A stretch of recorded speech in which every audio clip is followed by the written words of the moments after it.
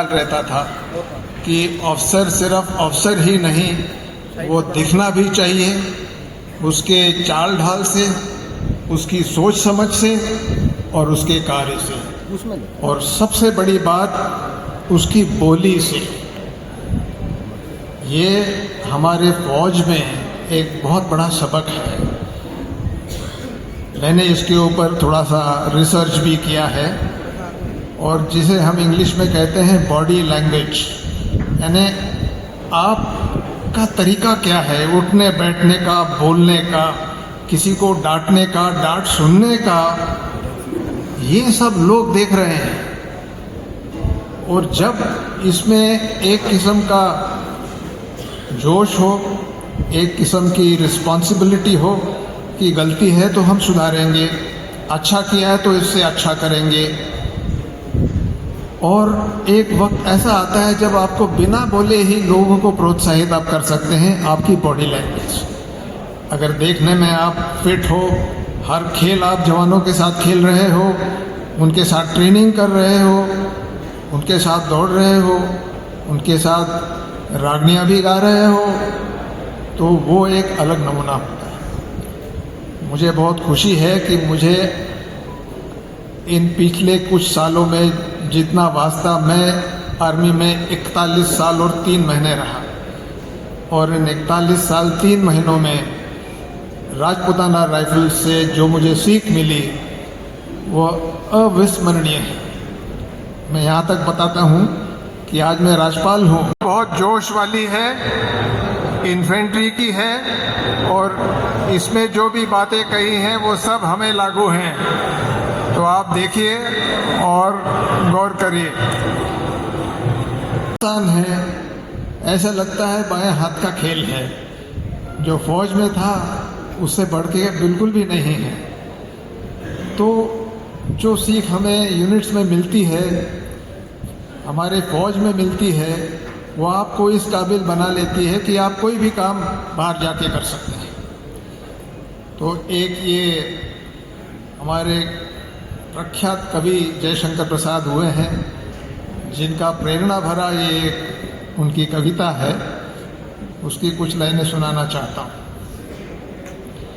हिमाद्र तुंग शुंग से प्रबुद्ध शुद्ध भारती, स्वयं प्रभा समुज्ज्वला स्वतंत्रता पुकारती। अमर्त्य वीर पुत्र हो, दृढ़ प्रतिज्ञ सोच लो, प्रशस्त पुण्य पंथ है, बढ़े चलो बढ़े चलो। असंख्य कीर्ति रश्मियाँ विकीर्ण दिव्य दाहसी, असंख्य कीर्ति रश्मियाँ विकीर्ण दिव्य दाहसी। प्रवीर हो जयी बनो, बढ़े चलो बढ़े चलो। सुभाड़ वाग्नि से जलो, प्रवीर हो जयी बनो, बढ़े चलो बढ़े चलो। ये कविता उस वक्त लिखी थी जब भारत आज़ाद हुआ था और देश को ऐसे साहसी लोगों की ज़रूरत थी। युवाओं को प्रेरित करने के लिए उन्होंने यह गीत लिखा था।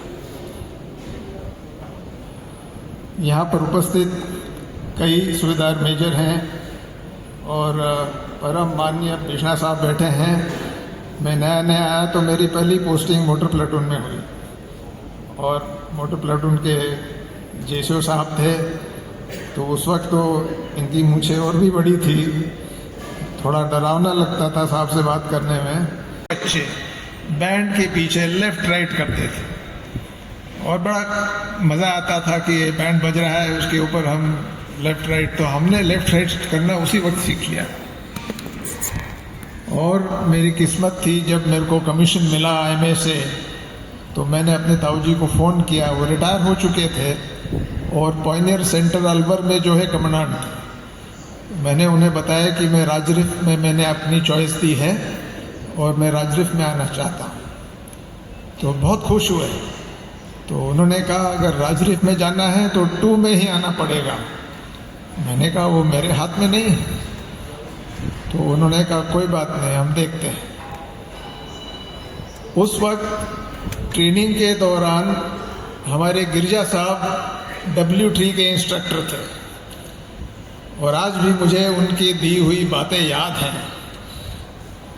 अक्सर मैंने, जब मैं NDA में था खड़क वासला में, मैंने कभी कोई पनिशमेंट नहीं की, और कभी कोई गलती भी नहीं की। जब देहरादून आया तब मुझे लगा कि इस तरह की ज़िंदगी का क्या काम है कि आपने कोई गड़बड़ की ना हो और पनिशमेंट ना ली हो। तो मैं गलत काम करता रहा और बार बार पिट्ठू परेड में जाता रहा।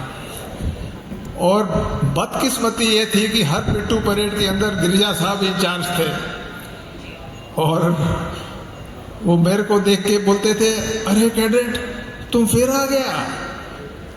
तो उन्होंने मेरे को बाद में लेक्चर दिया कि देखो भैया, तुम अफसर बनने वाले हो, ये काम ठीक नहीं है, और जब सावधान में खड़े होते हो तो अपनी राइफल की मैगजीन जेब में डाल के आप हाथ हिलाते हो।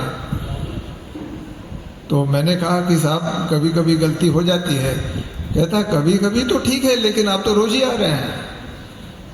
और जिस दिन रेजिमेंट अनाउंस हुई, मुझे 2 राजरिफ में कमीशन मिला, तो सबसे पहले गिरजा साहब मेरे कमरे के सामने खड़े थे और मैंने बाहर देखा, मैंने कहा ये साहब फिर आ गए, आज पता नहीं क्या लेक्चर मिलने वाला है। तो साहब को मैंने कमरे में बुलाया और फिर मुझे पता चला कि साहब तो राजरिफ के हैं, और राजरिफ ही नहीं 2 राजरिफ के हैं। तो साहब ने मुझे 3-4 चीज़ें उस दिन बताई। पहले तो उन्होंने जोरदार सैल्यूट दिया कि आपका 2 राजरिफ में स्वागत है।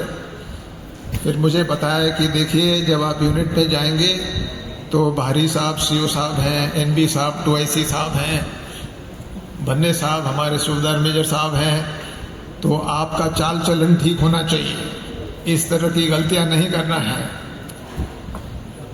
उन्होंने ये भी बताया कि यूनिट के अंदर ऑफिसर जब आता है वो जवानों से, एनसीओ से सीखता है, तो आपको कोई इसमें एतराज़ नहीं होना चाहिए।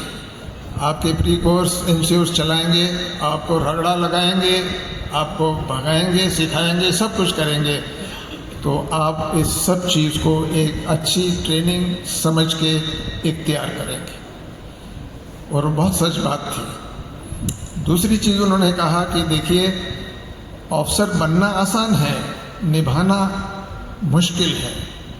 तो जब एक ऑफिसर जिम्मेवारी संभालता है तो उसके नीचे एक सेक्शन, एक प्लेटून, एक कंपनी आती है। तो आपको अपने जवानों के बारे में पूरी उनकी इन्फॉर्मेशन होनी चाहिए। वो कौन से गांव के हैं, कहाँ के रहने वाले हैं, भाषा क्या है, उनकी भाषा अपने सीखनी है, उनके तौर तरीके सीखने हैं। ये सारी सीख मेरे को IMA में गिरजा साहब ने दी। और मैं खुशकिस्मत था कि यूनिट में आने के बाद ये सभी चीज़ें बहुत काम में आए। कुछ मज़ेदार किस्से भी हुए और 2-3 मैं सुनाना चाहता हूँ। पहली बार जब मैं यूनिट में आया कमीशन होके, तो यूनिट बाड़मेर ज़िले में 71 की लड़ाई में शामिल थी और यूनिट का लोकेशन था परचेदी वेरी। ये पाकिस्तान में 60 किलोमीटर अंदर था, जहाँ पर हमारी फौजें वहाँ पर चली गई। तो वहाँ रेलवे लाइन कनेक्ट हो गई और हम रेलवे के कुछ डिब्बों में पानी और बर्फ़ ले जाया जाता था, उसी पे चढ़ के हम यूनिट में पहुँचे। एक बक्सा, एक होल्ड ऑन, और जहाँ स्टेशन पे वो आखिरी स्टेशन था, और जब मैं पहुँचा तो वहाँ पर सीओ साहब कॉन्फ्रेंस ले रहे थे और थोड़ी ब्रेक हो रही थी। तो सारे ऑफिसर साहबान, वो रेलवे स्टेशन मास्टर का कमरा था जहाँ पर हेडक्वार्टर था, तो बाहर खड़े थे। और थोड़ा सा मैं गड़बड़ा गया कि इतने सारे ऑफिसर एकदम से मिल रहे हैं। तो मैं एक तरफ से मिलता हुआ, एक तरफ से मैंने शुरुआत की हाथ मिलाना। तो वो आपस में उनकी कोई बात चल रही थी, तो बड़े सख्त हिसाब से हाथ मिलाया। I am Verma, I am Sharma, I am Verma. 2-3 Verma थे, 3-4 शर्मा थे और 4 या 5 यादव थे। तो मुझे लगा कि ये मेरा बेवकूफ़ बना रहे हैं, फिर भी मैं हाथ मिला के चला रहा। सबसे आखिर में 2 अफसर खड़े थे और आखिरी अफसर जो था उसने पगड़ी पहनी हुई थी।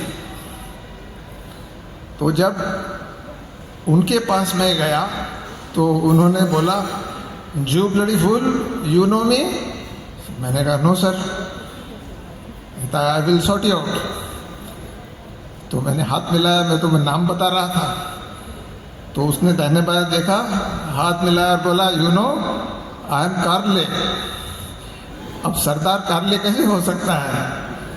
तो तरतीब ये थी कि अपने दाहिने वाले का नाम लेते चलो, इसको बेवकूफ़ बनाओ। लेकिन तो उस वक्त मेरे को कुछ लगा कि ये चाल है इनकी। तो एक ऑफिसर थोड़ा दूर खड़ा था, बियर पी रहा था वो सिल्वर वाले जग में, और एक हाथ में सिगरेट थी और एक हाथ में बियर था। अब हाथ मिलाने गया तो उसके दोनों हाथ ऑक्यूपाई थे। तो उसने पहले तो सिगरेट का धुआं लिया, चुटकी मारी, ब्लडी हेल कहा, सिगरेट इस हाथ में ली और हाथ मिलाया, जोर से हिला दिया मेरे को, और सिर्फ एक शब्द कहा, "जॉर्ज।" मैंने कहा, ये जॉर्ज खतरनाक है, इससे बच के रहना चाहिए। अगले दिन जब हम पिकेट पे जा रहे थे तो मैं मेस में गया, वहाँ पर जॉर्ज साहब जो है वो हेड ऑफ द टेबल पे बैठे थे। तो मैं समझा ये टुवैसी साहब हैं यहाँ के। तो जैसे ही मैं वहाँ गया तो मैंने साहब को विश किया, "गुड मॉर्निंग सर।" तो उन्होंने अपना हाथ, दाहिना हाथ बाईं तरफ रखा। वो अपना नेम प्लेट से छुपाने की कोशिश कर रहे थे, लेकिन छुपा रिबन रहे थे, और बोले, "do you know my name?" मैंने उनकी नेम प्लेट देखी, मैं दंग रह गया।